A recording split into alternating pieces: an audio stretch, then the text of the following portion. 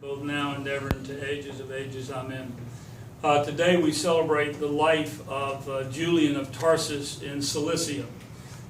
Tarsus in Cilicia is where St. Paul, the great apostle, was from. Julian was a young man who lived toward the end of the era of persecution by the Roman emperors. He was 18 years old.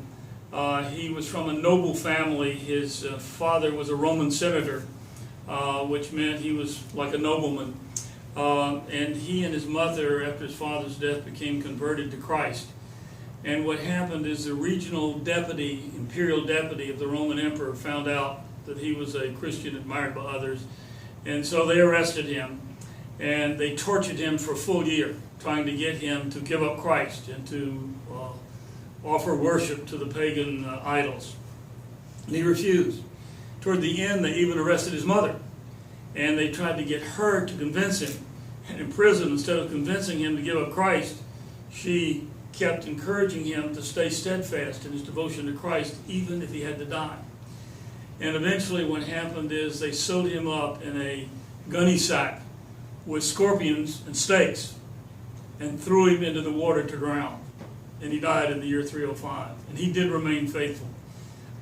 His body floated to the surface, and a Christian woman found it, as the Stichera mentioned, and took his relics to be buried faithfully.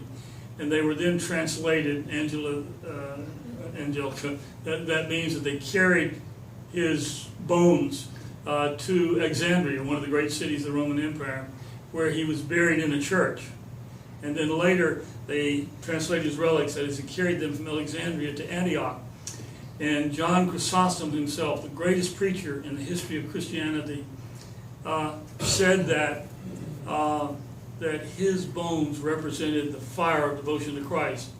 And he later said that the people who come and pray by his bones, if they brought somebody there that was demon-possessed, the demon would run away screaming because of the holiness of this young man.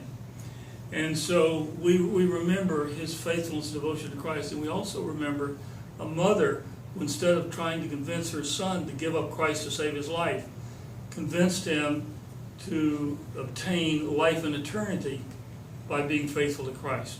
And so that's a lesson for all of us today. In the name of the Father, and Son, and Holy Spirit. Glory to thee.